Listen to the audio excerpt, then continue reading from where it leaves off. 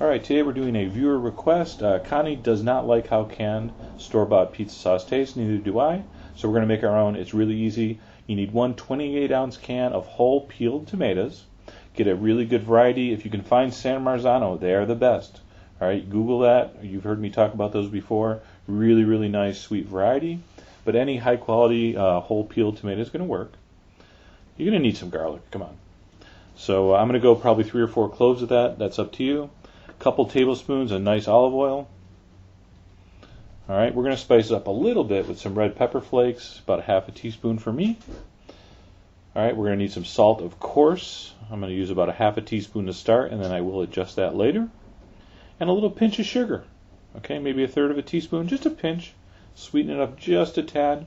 Some dry Italian herbs, that's a half a teaspoon of your classic dry Italian mix. That's marjoram, thyme, basil, rosemary, oregano, and then a half a teaspoon, well maybe a little more, half a teaspoon officially, of dry oregano. That's straight oregano. Now step 1, take your tomatoes out of the can, and we're going to have to take the seeds out. Okay, one reason the canned store-bought sauce tastes kind of lousy is they process it with the seeds, which gives it kind of an off bitter flavor. So, and by the way, this is for demo purposes only. Don't cut tomatoes in your hand like I'm doing here like an idiot. Alright, that was just to show you. So cut them in half on a cutting board. Whoops, I did that on purpose, just to show you that they're slippery. You got to be careful. So cut them in half on a cutting board, and just squeeze it and use your tip of your knife, and just try to get out as much of the seeds as you can. Don't take an hour to do this. You're just going to try to get most of the seeds out. And there you go. Alright, now what you can do, and what I'm going to do, I'm going to strain the tomato juice back in and just throw away the seeds. Some purists, some pizza sauce aficionados, think you should throw the juice and the seeds away. I don't think it makes that big of a difference. Now, what you want to do is give them a crush. Traditionally, you do with your hands, because that's how my grandma did it, that's how my mom did it, that's how my aunt does it, that's how my uncle does it, that's how I do it.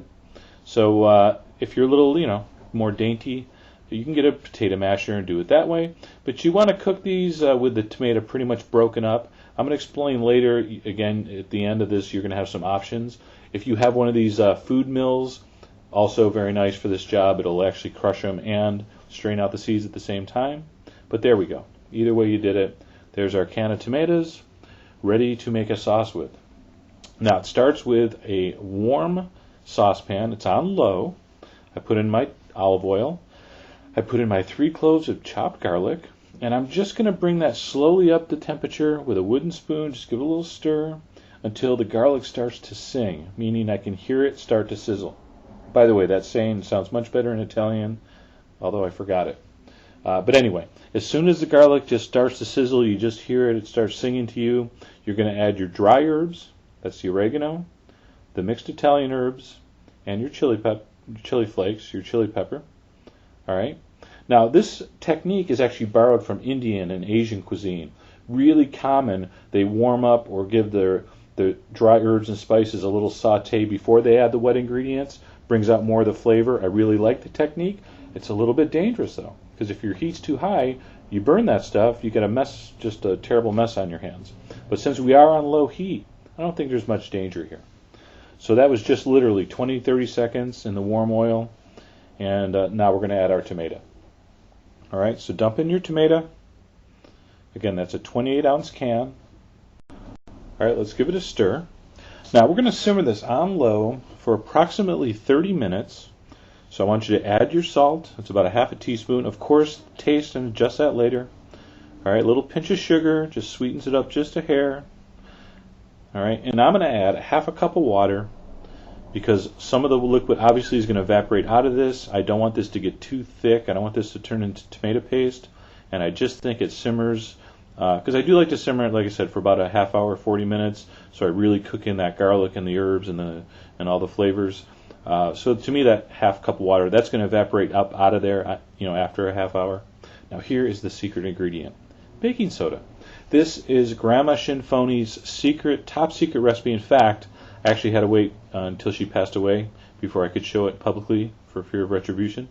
So what we're going to do, we're going to add just a pinch, that was like a 1/16 of a teaspoon of baking soda. And the soda, if you've ever made the little, remember the volcano in science class?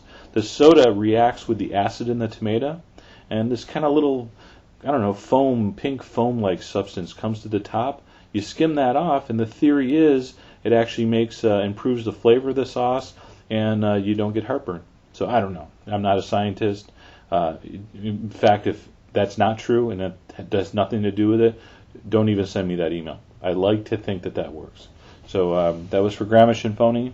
And then I'm going to take my stick blender and give it a little buzz here. You could leave it chunky if you want. This, from this point on, this is totally up to you.